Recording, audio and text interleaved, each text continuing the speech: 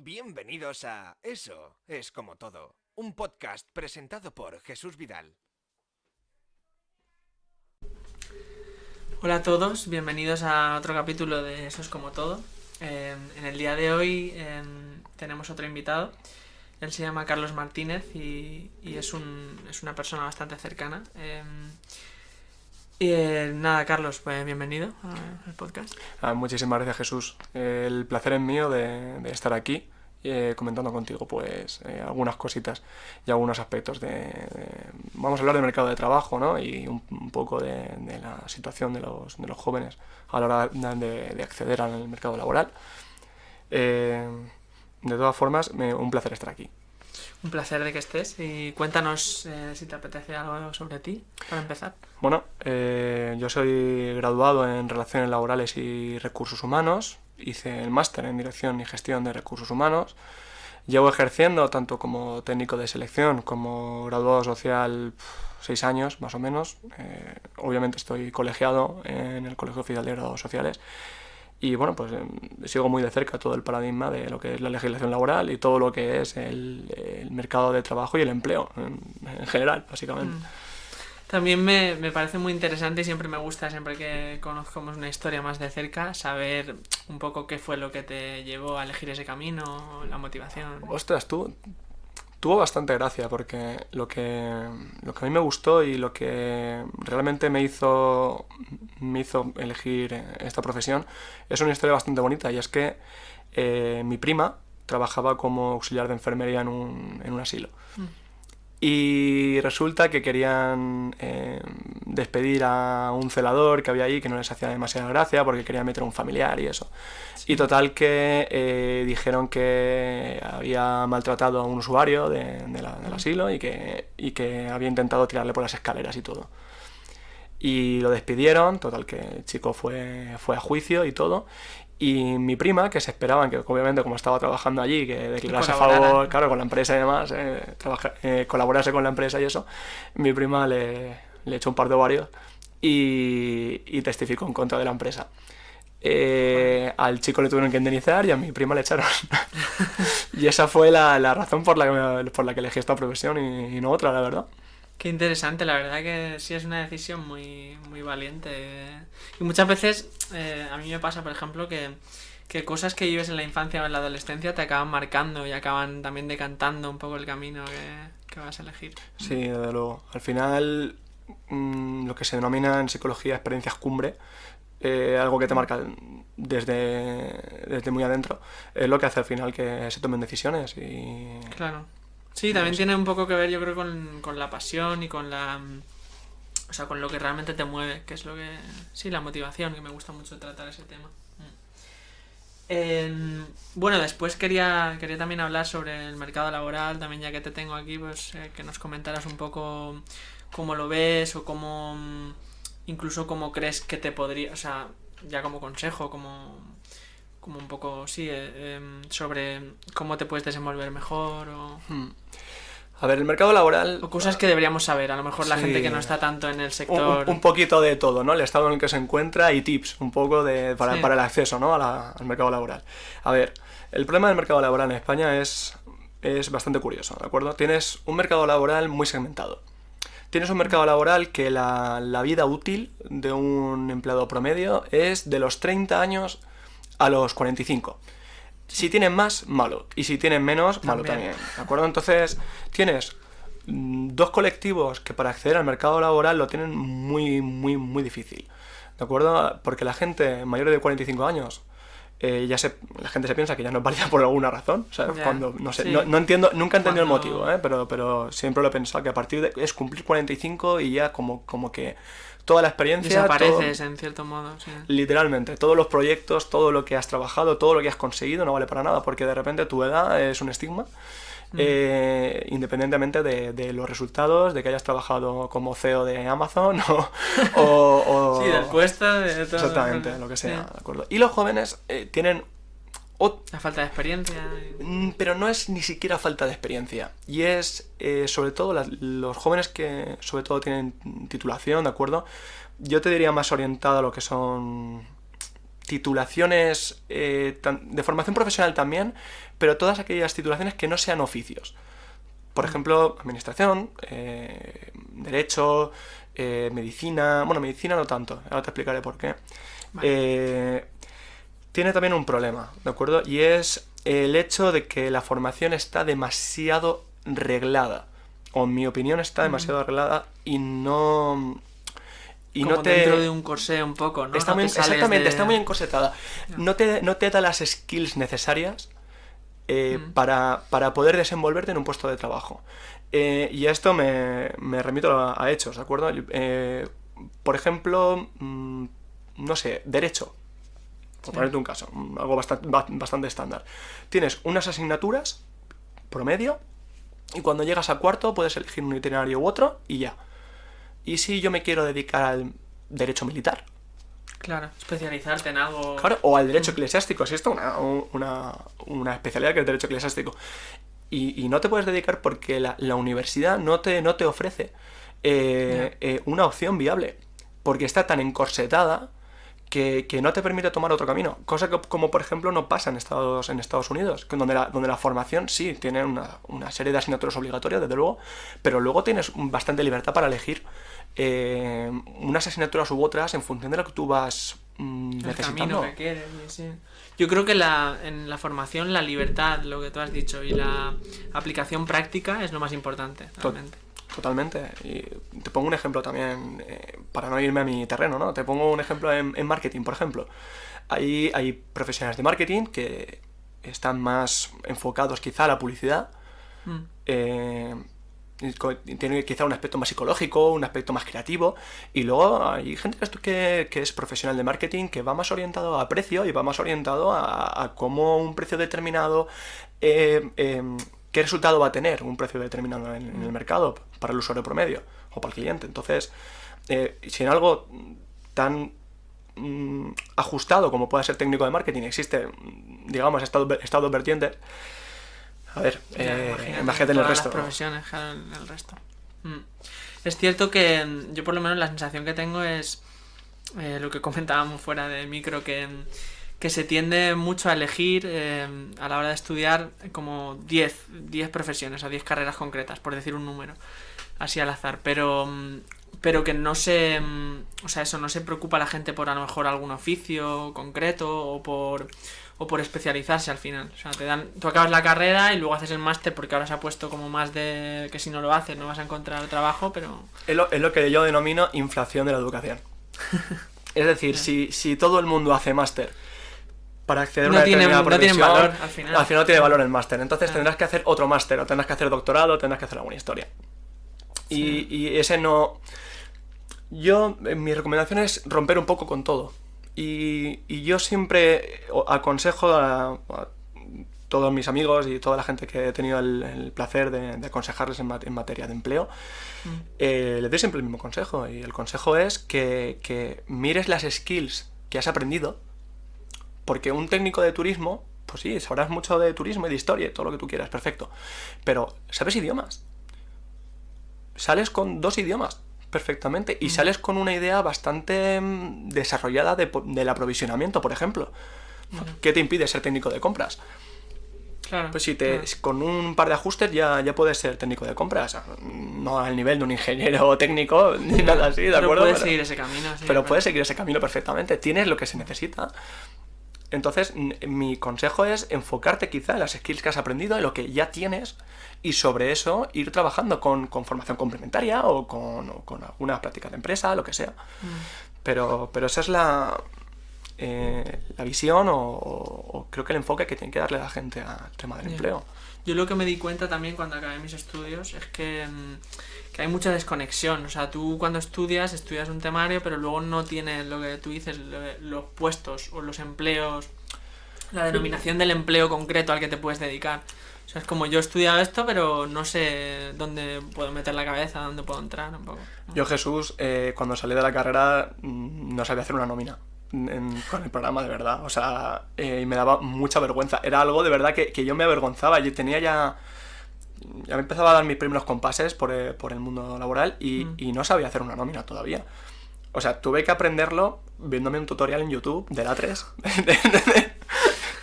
y iba por módulos, creo que todavía está el tutorial ahí, y por módulos ibas aprendiendo un poco a lo que era cada cosa, y es algo que siempre, te lo prometo, siempre me he sentido muy avergonzado de haber salido de la carrera sin saber hacer una nómina en un programa de nóminas. Ya, y buscarte, es eso, al final, buscarte la vida, yo sinceramente, o sea, pienso que se ha romantizado mucho, pero creo que la circunstancia por la que acabaron triunfando, por ejemplo, gente como Bill Gates o Steve Jobs o toda esta gente, que no acabaron los estudios reglados o las carreras, es por lo que tú has comentado antes, porque encontraron una vía en la que se diferenciaban y en la que había también coincidió con que había un nicho de mercado muy grande, pero una vía en la que en la que no eran igual a nadie, en la que era algo totalmente nuevo y coincidió con que era, o sea, se le podía sacar mucho partido.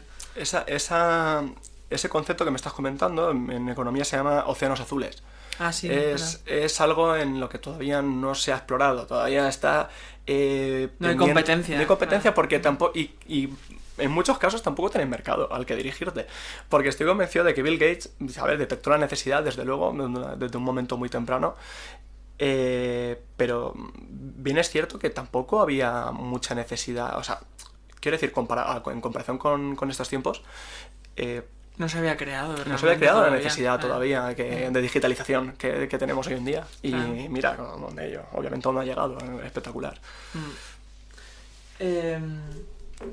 Bueno, también quería que nos contaras, aunque no te dedicas actualmente a esto, pero sobre la selección de personal, cómo lo vivías, o también a nivel emocional, cómo también también algún tip para la gente que esté haciendo entrevistas o que esté buscando trabajo. La selección de personal es, yo diría que es bastante dura. Y a mí, lejos de siempre mis compañeros me han matado, todos mis compañeros de profesión me han matado por decir esto, ¿de acuerdo? Pero de lo que menos me fío en selección de personal es de mi criterio. Suena a coña, pero es verdad, ¿eh? No me fío de verdad, no me fío de mi criterio porque pienso que yo estoy muy sesgado. Muy sesgado, exactamente. Aunque intente que no, siempre he intentado mantener una, digamos, una neutralidad a la hora de valorar las respuestas de los candidatos y todo, sí. Pero sí que es verdad que es muy complicado el no sesgarte. Yo no conozco ningún profesional que no se sesgue, ya sea por experiencias anteriores, ya sea porque tiene un amigo que se parece a esa persona que está entrevistando, o lo que sea. Entonces, sí, cualquier persona al final es imposible. Yo siempre he sido muy pro pruebas, siempre he sido muy pro pruebas del Big Five, sobre todo el de Caprara y demás, que tiene, pues eso, es un test de personalidad, que tiene la variable de distorsión. Eso es curioso, la variable de distorsión en un test de personalidad está bien, porque hay un promedio de mentir. Es decir, o sea, ese factor se denomina deseabilidad social y es lo que hace que tú progreses con el tiempo, porque tú quieres llegar a ser mejor persona, obviamente, y mejor profesional. Vale. Entonces, y lo inflas un poco pero hay un promedio de mentir. Es decir, en ese tipo de test de personalidad, como puede tener, por ejemplo, el Big Five que acabamos de comentar, tiene un punto de mentir intermedio. Y si mientes poco, raro, y si mientes mucho, raro también. O sea, es bastante curioso. Siempre me ha hecho bastante gracia. Bueno, claro, que se prejuzgue y que se tenga en cuenta ya la mentira, ¿verdad? Exactamente, pero es parte de la base de que la mentira es necesaria para progresar. Mentira, deshabilidad social, ¿de acuerdo? Que al fin y al cabo pues sí, es un al poco final, o sea, tú intentas también hacerlo lo más atractivo posible, entonces a lo mejor, o sea, no estás mintiendo no mentiras súper grandes, pero estás pues maquillando un poco, o lo que dices tú, con expectativas a cómo crees que vas a crecer, diciendo un poco algo que todavía no eres, pero que te estás convirtiendo. Desde luego, al final es eso. En cuanto a la entrevista en sí misma, a ver, bueno, vamos a empezar si quieres desde minuto 1, ¿de acuerdo? Que es enviar el currículum y cómo tiene que ser un currículum, ¿vale? Sí, que en currículum, me acuerdo cuando me ayudaste a redactarlo, sí. El currículum, para mí, cada profesional es totalmente diferente y veréis un montonazo de personas y de profesionales que opinan totalmente opuesto los unos de los otros. Pero sí que es cierto que el currículum para mí tiene que estar limpio.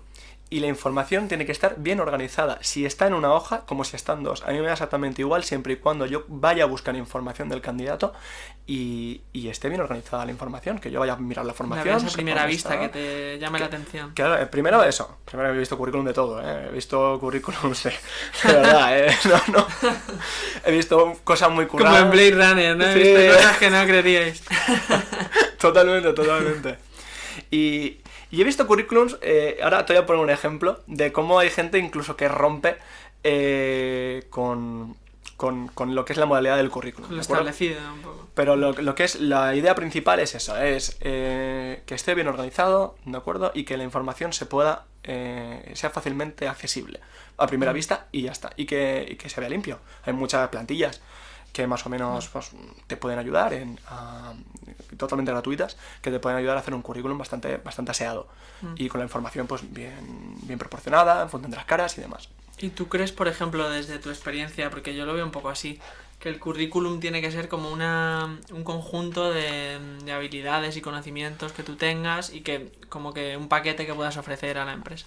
A ver, tiene que mostrar un poco de información. Y te voy a decir por qué. Tú lo que necesitas es una entrevista. Sí. Porque es imposible en una hoja contarlo siguiente todo, step. contarte... Exactamente, es el siguiente step. Tú lo que necesitas es una entrevista. Por lo tanto, lo que yo recomiendo es dar información resumida. Información, el puesto de trabajo, información resumida, pero no demasiada información. Sino que si quieren cebo, más, ¿no? Que les cree exactamente, curiosidad. quieren más, pues llámame a una entrevista y yo te daré toda la información que quieras. Pero de momento esto es lo que tienes. Y es algo que a mí me ha funcionado, O sea, quiero decir, tanto yo aplicando a vacantes como al contrario, ¿de acuerdo? Como yo siendo el técnico de selección. Y siempre he picado. O sea, cuando veo verdad, ves ahí un poquito y dices, vale, pues voy a intentar. Claro, voy a al llamar final a ver nos qué gusta tal. lo que no está claro del todo, lo que nos genera curiosidad. Exactamente, justo. Por eso siempre digo que información sí, pero resumida. Tampoco demasiado. Tú pones tu titulación, pones la formación que has hecho, información complementaria. A mí, por ejemplo, me gusta mucho cuando la gente pone actividades de voluntariado y cosas así. Personalmente, ¿de acuerdo? Pues me parece pues personas que se preocupan por aspectos sociales y eso para mí tiene un +1. Tiene que ver con sus valores también, que al fin y al cabo en el trabajo también se van a ver involucrados. Justo. ¿No? A mí me gusta, Jesús, contratar buenos profesionales, pero sobre todo buenas personas. Ya. Hace poco vi un vídeo sobre eso y contaban eso, que preferían buenas personas porque a ser buen profesional te podían enseñar ellos. Es totalmente cierto. Cualquier persona con predisposición a aprender, de verdad que al final termina aprendiendo. Aquí la actitud es un factor diferencial total. Sí, también la diferencia entre aptitud y actitud, que muchas veces tiene más que ver la actitud, ¿no? Más... Sí, la actitud con C de casa. Claro. Para mí es un factor diferencial, desde luego. Sí, es verdad que yo creo que se necesita bueno, al final en todo, ¿no? En la vida, pero en el trabajo también tener un poco ese arrojo y ese atrevimiento. Bueno, también o sea, quería... Porque hay algo que bueno, somos amigos, lo decimos ya desde aquí. Que hay algo que me gusta y que me llama la atención mucho de ti, que es que me das la sensación de que lo que te consigue, o sea, lo que te propones, lo acabas consiguiendo. Entonces quería saber un poco qué manera tienes de organizarte. A ver, me siento muy halagado, la verdad, por lo que acabas de decir. No, yo no considero ni mucho menos que sea así, ya te lo adelanto. Sí que soy una persona bastante tenaz, bastante persistente. A mí me gusta analizar, planificar correctamente y una vez lo tengo, intentar o conseguirlo o morir en el intento. Darlo todo. Yo, si hay algo que me caracteriza es que no le tengo miedo al fracaso. Yo soy autónomo, ahora me dedico más a la parte de grado social. Me encanta porque lo has dicho como una confesión, ¿no? Lo confieso. Lo confieso, soy autónomo, lo siento a todos lo que estáis escuchando. Pero sí que es verdad que yo, hoy por hoy, va bien, es un negocio que funciona, pero el día de mañana no lo sé. Claro. Y es algo que no me da miedo porque sé que puede no ir bien el día de mañana. Por factores intrínsecos, por mí mismo, porque no sea capaz de gestionarlo bien, o incluso externos, porque saquen otros 3 negocios que funcionen mejor que el mío y nada, y no logré funcionar. Pero no le tengo miedo al fracaso, siempre me atrevo con cosas nuevas y me gusta mucho. O sea, siempre he sacado nuevas ideas y se han llevado a cabo algunas mejores, con mejor resultado, y otras con peor resultado, pero siempre he llegado al final. A la línea de meta, ya sea con una pierna rota o con la botellita de agua para la foto, siempre he llegado. O sea que... ¿Y qué es lo que valoras en la planificación? ¿Qué es lo que te hace decantarte por algo, decidirte con ir a por ello? Yo primero veo, obviamente, el beneficio que tiene, desde el principio. Siempre veo el beneficio, el rédito económico y de esfuerzo, obviamente. Si voy a ganar 2.000 euros, pero voy a estar 200 horas, pues, no tiene ningún tipo de sentido. Que haya ese equilibrio. Exactamente. Y en segundo lugar, en materia de planificación, es ver qué herramientas necesito, tanto recursos humanos, obviamente, como recursos materiales, y estudiar. Estudiar como el que estudia un temario de una asignatura, pues tienes que estudiar tu negocio. Tu negocio en materia de fortalezas, en materia de debilidades, si es fácil acceder, qué inversión necesitas, qué no necesitas, si hay profesionales que puedan hacerlo, si no lo hay, si tienes que formar a la gente, si no tienes que formar a la gente, ¿lo vas a contratar o vas a contratar profesionales ya directamente? Son muchas preguntas que tú poco a poco tienes que ir contestando, y una vez contestas todas, te prometo que ya sabes el resultado. Ya sabes si meterte o no meterte. Ya, sí, porque siempre hay un margen de error, pero muchas veces estás seguro de si más o menos va a ir bien o no. Bueno. Yo, uno de los servicios que ofrezco es consultoría, y a las empresas se lo digo. Cuando hacemos consultoría no soy ningún mago. Yo no... Tú juegas con lo que hay, claro. Yo cojo datos, los interpreto y me dedico a echar broncas a la gente, ¿vale? Entonces, sí que es cierto que muchas veces el problema que tienes, ya sea por la dinámica del trabajo o ya sea por miedo, hay mucha gente que tiene miedo al fracaso. Y fracasar no está mal. Te formas a base de fracasos. Y el fracaso tienes que tenerlo como una pieza de tu vida. O sea, vale, sí. Al final, para triunfar tienes que fracasar. Tienes que fracasar muchas veces. Nadie triunfa y ya. Son los escalones. O sea, a ver... Tampoco quiero decir que tengas que fracasar 1000 veces para conseguir un éxito, ¿de acuerdo? Sí, tampoco fracasar a lo tonto. Pero sí que es verdad que tienes que quitarte el miedo. Que tienes mi consejo es que vayas a por todo. Tienes que ir con todo lo que tienes en ese momento. Y si no es suficiente, no pasa nada. Simplemente es volver para atrás, formarte, aprender, y luego, dentro de quizá 2-3 años, puedas volver otra vez, y a lo mejor ese es tu momento, ¿sabes? Ya sea por ti mismo o ya sea por tu entorno. Pero... ese es el consejo que doy, que siempre vayas a por todo, que te informes lo máximo posible, que estudies lo máximo posible, y si no resulta suficiente, porque por lo que sea, no pasa nada, lo puedes volver en el futuro otra vez a intentarlo con mejor o peor resultado, pero puedes volver otra vez a intentarlo. Pero yo creo que es algo crucial, es verdad, y muchas veces no se le da importancia obviamente esa parte de planificar y de ver qué quieres, ¿no? Pero luego una vez sabes el camino, es lo que tú dices, hay que ir allá por todas y no dudar. O sea, sí que dudar tomando la decisión, ¿no? Y planteándote si te conviene o no, pero luego eso, el esfuerzo es muy importante, ¿no? El esfuerzo es crucial, lo que hablábamos al principio de esto, la actitud, pero la actitud para todo. La actitud de un candidato y de una persona que quiere encontrar trabajo, y la actitud de un profesional, y la actitud de una buena persona. Las metas se tienen que trabajar. Y tenemos que entender que hay cosas que podemos hacer, y hay cosas que a lo mejor no es nuestro momento, pero lo importante es aprender de lo que hemos hecho y en el futuro intentar hacerlo de la mejor forma posible con la experiencia que tienes. Yo últimamente estoy muy interesado por el estoicismo, porque habla mucho de que lo único que controlas son tus pensamientos, tus acciones y sí, al final, y tus palabras. Uh-huh. Entonces, lo que tú decías, claro, puede haber formas, o sea, a veces en las que tú vayas a por algo, pero no lo consigas por algo externo. pero siempre vas a crecer tú. O sea, yo pienso que centrarte mucho en tu crecimiento y en tu evolución, eso nunca va a fallar. Mira, a mí no me gusta nada el verbo ser. Lo odio. O sea, el verbo ser en sí mismo me parece una basura. Porque tú no eres, tú estás. Y el ser implica un estado inalterable en el tiempo. Soy de esta forma. Soy una persona alegre, soy una persona triste, soy vago, soy trabajador. No, simplemente son estados de vida. Estados, digamos... Momentáneos, exactamente, que pertenecen a momentos específicos. Entonces, a mí me parece una mentalidad muy sana el permitirte fracasar. ¿Qué tiene de malo? Pues, vale, sí, pues no has conseguido lo que querías. ¿Y qué? Yeah.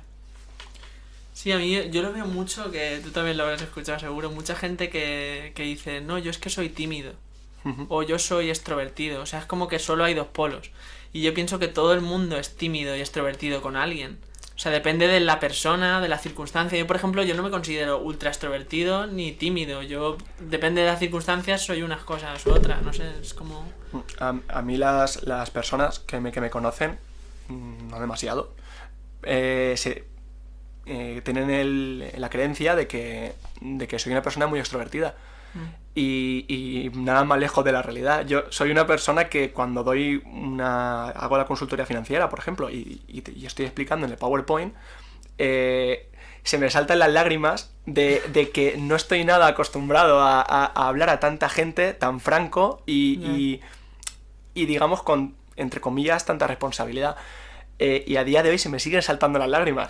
Que cuando... De esa tensión, ¿no? Es de la tensión, o como tengo que decir algo muy fuerte, ¿no? Tengo que decir algo con un contenido muy duro, por decirlo de alguna forma, se me siguen saltando las lágrimas. Me cuesta mucho mantener el control, sí. Pero bueno, me lo he ido trabajando. Claro, de ser bastante tímido a que parezca extrovertido, la verdad es que es un éxito. Ya, y al final es verdad que en todo se progresa. Lo que pasa es que si te acabas cerrando lo que dices tú, encasillándote en soy así, nunca vas a evolucionar. No necesitas encasillarte, necesitas creer en ti, que sí. es lo más importante. De verdad, hay que creer en uno mismo y dar todo lo posible. Si no se tienen los medios, con el paso del tiempo buscarlos y darte tiempo. De verdad, no necesitas ser millonario con 27 años, tío, de verdad. Necesitas ser feliz. Y ese trabajo cuesta toda una vida, pero en mi opinión es el más importante de todos. El estar bien en tu piel y al final yo veo un poco la vida como crearte a ti mismo, o sea, crearte y convertirte en la persona que quieres ser. Y totalmente. Eso para mí es lo más importante, ¿verdad? Yo pienso que la felicidad va muy relacionada con eso. En todos los aspectos. Mira que el tema es laboral, el que estamos comentando en este podcast, pero sí que es verdad que creer en ti es el factor más importante. Claro. Sí, luego también que la felicidad, o sea, se mitifica mucho, pero a veces disfrutas más de perseguirla que de tenerla. Porque tenerla suele durar un tiempo, o sea, es momentáneo, no dura siempre. Para mí la felicidad no es un concepto, es que para mí la felicidad es un estado. Sí, un estado pasajero, de ánimo... Un estado pasajero que lo puedes mantener, pero digamos que precisa de renovación. No vas a... No es estático. No vas a alcanzar el nirvana de repente y vas a ser feliz. A partir de ahora soy feliz hasta que me muera. No va a ser así. Yeah. Tienes estado... Y qué aburrido también si fuera así. Fatal, porque no habría nada de evolución ni nada de diferencia. Yo te he puesto lo que quieras a que si tú el día de mañana, por ejemplo, fuese millonario y tuvieses varios barcos y varios... no sé, helicópteros y cosas así, ¿de acuerdo? Que el dinero no fuese un problema. Sí. Estoy convencido de que necesitarías otras fuentes de motivación para alcanzar la felicidad. Hay me estoy acordando, hay un estudio muy bueno que dicen que a partir de cierta cantidad de dinero ya no aumenta tu felicidad. O sea, como que aumenta, es que no sé exactamente el Sí, dato, sí. pero como a partir de 100.000 euros o así, ya no aumenta. Creo que era, no sé si era a partir de 60.000 euros anuales o algo así, pero me hace gracia porque eso en su día lo dijo Hesberg, que diferenciaba los factores motivacionales en higiénicos y no higiénicos. Y el dinero era un factor no higiénico, o sea, es decir, lo consideraba como un factor, como una motivación básica, pero que conforme más tenías iba perdiendo valor. Y no, para mí no se equivocaba un ápice. Realmente es así. Y luego, como decía Jay-Z, more money, more problems. Sí, eso pasa también, cuanto más dinero tienen, más o sea, sí, más inconvenientes al final. Porque también creo que cada vez vas adaptando tu estilo de vida a las percepciones económicas que recibes. Y ese es el problema. Que tú a lo mejor hoy por ahí pues te conformas con un coche normal y con una casa y pro y ya está, no necesitas más. Pero sí que es cierto que quizá a lo mejor cambia tu situación económica, de repente empiezas a cobrar 1.500 euros más al mes y ya cambia, ya dices, ostras, ¿y por qué no me compro una casa más grande? ¿Y por qué no me compro una casa de campo o un algo? Y va así, y lo he visto muchas veces. En muchas personas que he visto crecer, he visto montar empresas e irle excesivamente bien. Sí. Y de tener esa motivación principal que te he dicho al principio a estar pensando en qué coche se van a comprar ahora y qué modelo y qué colorcito y tal. Y eso tiene que ver con algo evolutivo también, que el ser humano normalmente lo ves, o sea, en cualquier circunstancia, por buena que sea, tiene quejas o tiene...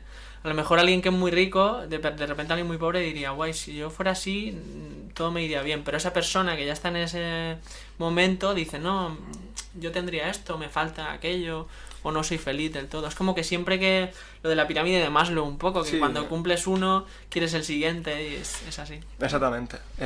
Yo lo comento, a ver, obviamente, y más nuestra generación, el dinero es importante, desde luego. Pero sí que es verdad que yo estoy de acuerdo con Herbert. Cuando llega un momento en el que... yo no lo he visto todavía, pero sí que es verdad que en el momento en el que tus necesidades están cubiertas a nivel monetario, sí que es cierto que luego progresivamente deja de tener valor. Ya no le das De hecho hay gente que el salario lo establece como un símbolo de estatus, más que como la percepción económica en sí misma. El gano 12.000 euros al mes como símbolo de estatus, como símbolo de mírame, Mira ¿no? qué bien me va. Mira qué bien me va, exactamente. Sí, luego también está el lado opuesto, que hay gente que le tiene como miedo al dinero, que le... O sea, que no le dan la importancia también y dicen, no tiene demasiada importancia. Sí que la tiene, obviamente, pero no es lo más... O sea, es mucho más importante, yo creo, lo que hablábamos antes, tener un camino y tener una estabilidad emocional y sentirte bien contigo y eso. Mira, lo que sí que es cierto, y no vamos a mentir, ¿de acuerdo? Esto es una realidad. Nuestra generación, ¿de acuerdo? Hablo del 90 para arriba, es la generación más pobre. Más pobres que nuestros padres. Más sí. pobre, pero de verdad, y es algo que a mí particularmente me molesta mucho. Yo cuando escucho, no quiero generalizar, ¿de acuerdo? Pero cuando escucho a una persona que quizá tenga en torno a los 50 años o algo similar y habla de que no se hace un uso correcto del dinero, ¿no? Míralos, se van de viaje, tienen Netflix, han comprado la PlayStation 5, ¿vale? Y me hace gracia porque lo achacan a que hacemos un despilfarro del dinero. Sí. Pero no es así. Vamos a ver. Te voy a poner un ejemplo. Mi abuelo... a día de hoy sigue con vida. Que he hecho un silencio y que ha parecido un poco silencio crítico. dramático, pausa dramática. Cuando él era ganadero y agricultor y cuando vino aquí a Ibi, sí que es cierto que bueno, él estuvo buscando vivienda y se compró su piso, que a día de hoy reside en él, por 300.000 pesetas. Y él trabajaba en la fábrica Rico y él ganaba anualmente 360.000 pesetas. Vamos a ver, la diferencia es abismal. Es decir, con lo que tú ganabas en un año, con menos de lo que ganabas en un año, te podías comprar tu vivienda. O sea, vamos a ver, a día de hoy no te da ni para las puertas. Parece ciencia ficción, es verdad. De verdad, a día de hoy no te da ni para las puertas. No. Y lo peor es que mucha gente que a día de hoy está trabajando tiene estudios y se ha esforzado por tener una titulación y por realizar un trabajo de la forma más profesional posible. Y aquí está, cobrando 15.000 euros al año. O sea, y la vivienda que te cuesta, lo más barato, 100.000. Pero ha cambiado todo. Yo lo he hablado alguna vez que en 3 generaciones ha cambiado brutalmente, porque eso es lo que decías de tu abuelo. Luego después hubo otra generación más mayor que nosotros, a lo mejor los que tienen ahora 40 y pico, 40, que casi que estudiar una carrera era la única forma de tener un puesto de trabajo estable. Y luego estamos nosotros, que lo que comentábamos antes, carreras y másters y idiomas y tal, y luego no encuentras trabajo. Yo creo que también Internet ha tenido mucho que ver ahí, en que ha democratizado todo y por lo tanto lo ha hecho más competitivo también. Yo creo que la culpa, y lo voy a decir abiertamente, es la ruptura de empresario y trabajador. De la relación entre... No la relación, del concepto en sí mismo. Es decir, yo conozco mucha gente que es trabajadora, ¿de acuerdo? Pues tiene su posición de economista, por ejemplo, perfectamente, en alguna empresa, y esta gente invierte. Es decir, es trabajadora y empresaria. Por lo tanto, ese concepto tan soviético, ¿no? Tan comunista de proletariado ya no existe tanto. Conozco gente que es trabajadora y hace trabajos autónomos. Conozco gente que es empresaria, pero tiene unas horas trabajando en la universidad. Y yo creo que se ha desdibujado esa línea. Exactamente. O gente que compra vivienda para especular directamente, más que para residir. Para alquilar. Exactamente. Entonces, al haberse roto ese concepto, hace que el resto, que solamente tiene una cosa, que es su trabajo, se convierta en algo, digamos, básico. Ya más apartado un poco de eso. Claro, porque solamente estás teniendo una percepción económica, entre comillas, ¿de acuerdo? Depende también del salario que tengas. Una fuente. Ganas 40.000 euros al año, 50.000 euros al año, pues bueno, pues no te va muy bien, desde luego. Pero si estás con 15.000 o 16.000 euros, bueno, ahora ha subido el SMI, pero estás en ese paradigma, tú realmente no puedes sostenerte con 1.000 euros al mes. Es totalmente inviable. ¿Y qué crees que podría mejorarse en ese sentido? Yo creo que se necesita, en primer lugar, flexibilizar el trabajo autónomo. Porque yo creo, y igual aquí alguno me da una colleja, pero yo creo que nos dirigimos hacia un mercado laboral un poco raro. No tan asentado en relaciones laborales duraderas, como nuestros padres, de 30 años en la misma empresa, sino de cambiar mucho. A proyectos. Mucha rotación. A proyectos concretos. Y yo creo que flexibilizando el trabajo autónomo, sobre todo los primeros compases, yo no hablo de la persona que gana 50.000 euros coger y que tribute menos, ¿de acuerdo? Pero sí que, sobre todo los primeros compases, hacerlo lo más flexible posible, que la gente se atreva más a prestar sus servicios, aunque sea de forma autónoma. Sí, al final es cierto que no todo el mundo quiere eso como opción de vida, ser autónomo, pero los autónomos muchas veces son los que crean el tejido empresarial y el tejido laboral. Sí, pero hablo más de he puesto el ejemplo del trabajo autónomo, pero el enseñarte a trabajar por proyectos concretos. Y moverte en una suerte de empleabilidad. Ser un poco freelance, ¿no? Esa modalidad. Ser un poco freelance. Ya estés contratado, no estés contratado, pero a lo mejor un proyecto te dura 2 años, luego entras en otro que te dura 6 meses, a lo mejor entras en otro que te dura 5, y ir un poco así. Pasa que también ahí en ese sentido habría que aprender a aceptar la inestabilidad al final y la inseguridad. Tienes que convivir con el caos. Sí, está claro. Pero hay gente que no maneja bien eso. Es inevitable. Cuando a mí me habla la gente de que soy indefinido, ¿de acuerdo? Vamos ahí en el despacho, me lo comenta. Vamos a ver. Es como un estatus. Sí, estás indefinido, desde luego, pero no eres funcionario del Estado. Es decir, por un precio cierto, a ti te pueden cualquier despedir. O sea, quiero decir, sí, te tendrán que retribuir, desde luego, pero te pueden extinguir perfectamente de tu relación laboral. Sí. Pero es que la seguridad no existe realmente en nada. Todo existe puede nada. cambiar de un día para Lo que te he otro. comentado, y si el día de mañana tú llevas trabajando 10 años y te despiden, no pasa nada.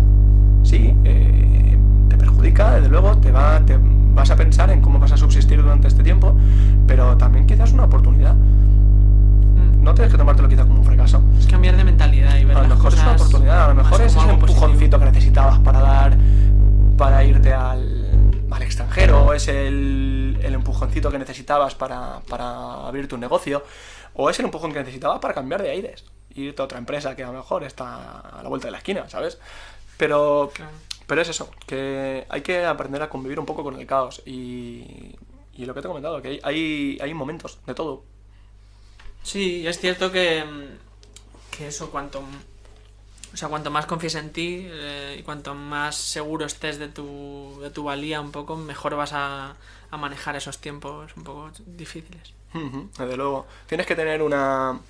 No voy a decir mentalidad positiva porque a mí eso es algo que me mata. Pensamiento positivo es un poco... A mí me mata, ¿de acuerdo? Tiene mala prensa. Pero sí que es verdad que necesitas, digamos, dejar de culpabilizarte. Incluso aunque sea culpa tuya, aunque te hayan despedido por un error, ¿de acuerdo? Pero dejar de culpabilizarte. En el sentido de que no hay nada estático. Puedes aprender lo que necesites. Y esa es la mentalidad que tienes que mantener durante toda tu vida. No pasa absolutamente nada porque te despidan por un error. Porque sabes que a lo mejor el día de mañana has aprendido de esa experiencia y no vas a cometerlo. Mentalidad activa y luego el autoaprendizaje también. Es una cosa que me gusta mucho y que hoy en día con internet lo tienes más fácil que nunca. Y apoyarte en las relaciones personales que tienes. Es muy importante. A mí el coaching no me gusta, ¿vale? Solo me gusta una persona del coaching. Y es don Mario Alonso Puig, ¿vale? No lo conozco. Sí, que salió en Que el hormiguero. es médico. Uno con gafas. Exactamente, sí, Sí, ese justo. Sí que sé quién es. Y ese hombre, habla mucho de varios aspectos, pero su base y de lo que, por ejemplo, lo distingue para mí de Víctor Coopers y de elementos así, Elementos es la palabra. Sí. Es el hecho de apoyarte en las relaciones personales, en las relaciones afectivas, cuando las cosas no van bien. Porque tu cuerpo necesita el duelo. Tú te tienes que permitir estar triste. Curarte. Joder, no sé, Víctor Cooper manda un mensaje de siempre tienes que estar activo, 100%, motivado. No es así. Tú tienes que entender que hay momentos en los que estás triste y te puedes permitir el estar triste. Sí. No demonizar la tristeza, que muchas veces se hace hoy en día. Exactamente. Sí. Si necesitas 15 días para levantarte, pues necesitas 15 días. Si necesitas 2 meses, pues 2 meses. Pero lo importante es que te levantes y sigas caminando. Y si tienes que apoyarte en tu familia, tienes que apoyarte en tus amigos y tienes que apoyarte en una persona que acabas de conocer en el bus, pues apóyate, no pasa absolutamente nada. El ser humano es social por propia naturaleza, o sea, no pasa nada. Y por eso me gusta el mensaje que da. El apoyarnos todos en los momentos difíciles, yo creo que es bastante importante. No necesitas ser fuerte siempre. No existe... El árbol que se mantiene erguido todo el rato termina partiéndose. El que se dobla habitualmente un poquito, el que flexibiliza, aguanta más tiempo. Sí, es cierto que no se habla, pero yo lo considero igual de importante. No se habla muchas veces en el mundo laboral de esa gestión, lo que decías tú, gestión emocional con los amigos, con la familia. Pero al final es lo que en gran parte te da energía y te hace desconectar, pero también te hace volver después al día siguiente al trabajo o el lunes, por ejemplo, con más ganas. Mira, lo que no podemos pretender es que seamos el Jesús profesional y el Jesús personal. Y cuando tú cruzas la línea, cuando tú cruzas la puerta de la empresa, de repente como un superhéroe, ¿no? Te pones la capa y te pones el traje y eres otra persona. A trabajar, ¿eh? Yo soy otra persona, no me afecta nada, ya estoy bien. No es así. ¿De acuerdo? Yo te puedo poner un ejemplo y es y esto me ha pasado en más de una empresa, y es las compañeras de trabajo y compañeros de trabajo que son mamás y papás. Sí. ¿De acuerdo? La conciliación. No por conciliación, sino que ellos de repente tienen otra responsabilidad. Tienen y otra motivación, que es su hijo. Ya. Claro, y mucha gente no sabe conciliar los sentimientos que genera el tener que ir a trabajar y dejarte a tu hijo solo en la guardería, por ejemplo. Sí, gente que no tiene hijos. O con tus padres. No lo concibe. ¿Verdad? O, ¿sabes? O no hace falta tener hijos. O, por ejemplo, teniendo algún familiar que no está en el mejor estado de salud o cualquier cosa. Yo creo que la empresa, en este aspecto, yo siempre lo he intentado, tiene una responsabilidad para con sus trabajadores. Y es el comprenderlos e intentar dentro de lo posible, intentar adaptar el trabajo, por ejemplo, y la jornada, adaptarlo al estado en el que se encuentra en ese momento. Si yo, por ejemplo, tú eres mi jefe, Jesús, y tú me ves que yo he roto con mi pareja, por lo que sea, pues quizás no es el mejor momento para darme un proyecto importante. Igual es el momento de dárselo a otro compañero o a otra compañera que a lo mejor hasta ese momento no lo había hecho, pero está en mejor estado anímico que yo. Y... Sí, para eso la comunicación es crucial, en todo en la vida, pero en el ambiente laboral más. Como porque... un estado de forma, como cuando jugabas al Pro y estaba con la flecha para arriba, ¿no? Sí, pero emocional en vez de físico. Justo, sí, justo. Es cierto. Bueno, para finalizar me gustaría que me comentaras o que contaras alguna anécdota graciosa o curiosa que tengas de pues en la selección de personal o en el lugar de trabajo, obviamente sin dar nombres porque aquí guardamos la confidencialidad, pero no sé, algo curioso que nos puedas contar. Pero bueno, quiero saber un poco en qué espectro me puedo mover, porque como ha sido tan fuerte, te puedo contar como tienes tantas muchas historias y todas te van a parecer un poco inverosímiles, pero bueno. No sé, la verdad que no tengo preferencias, lo que te apetezca compartir. Pues bueno, voy a contar un par. Trabajaba en una empresa, estuve poquito tiempo allí. Trabajaba en una empresa de estructuras metálicas. Y ahí se utilizaba mucho la profesión de soldador, ¿no? Sí. Se precisaba. Y llegó un chico a la entrevista y me dijo que le vi el currículum, un currículum, Jesús, impecable. Que había estado en el País Vasco, soldando barcos y cositas así, ¿de acuerdo? Uy, creo que ya me lo veo venir un poco. Y nosotros, desde un momento en el que tuvimos algunos desencantos con algunos candidatos, pues empezamos a hacer pruebas. Pruebas de 5 minutos, no duraba más, ¿eh? Y ¿una mini entrevista? Prueba. Toma, aquí tienes una cosita muy pequeña, práctica, vale. y tienes que soldar, ¿vale? Y llegó el chico. Una habilidad, sí. Y llegó el chico y cogió el aparato de soldar, ahora mismo no me acuerdo cómo se llama, y sin la máscara, sin nada, se puso a soldar. Y le tuvimos que coger ya del brazo porque se iba a quedar pegado, con los ojos pegados ahí a la pieza. Placarle ahí. Claro, vamos a ver, que se iba a quedar ciego. Y esta fue de mi compañera, no es mía. Trabajaba en una empresa de Elda, cuando estaba en una empresa de consultoría, y estábamos en una empresa de Elda, estábamos haciendo entrevistas, ¿de acuerdo? Pues uno de los candidatos vino en chándal. Y tendría que hacer deporte, sí, seguramente, sí. Y bueno, pues le entrevistó a mi compañera, una entrevista, pues al parecer bastante normal, no vamos, dentro del promedio.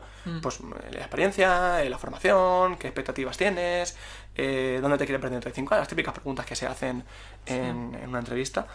Y cuando se levantó y se marchó, en mi compañera abrió los ojos mucho y me miró. Y yo la miré a ella sin saber mucho qué pasaba, ¿de acuerdo? Y cuando pasó por delante de mi mesa, el hombre tenía una erección. Pero una erección, Jesús, pero de caballo, de verdad, ¿eh? Algo fuera de lo común, ¿eh?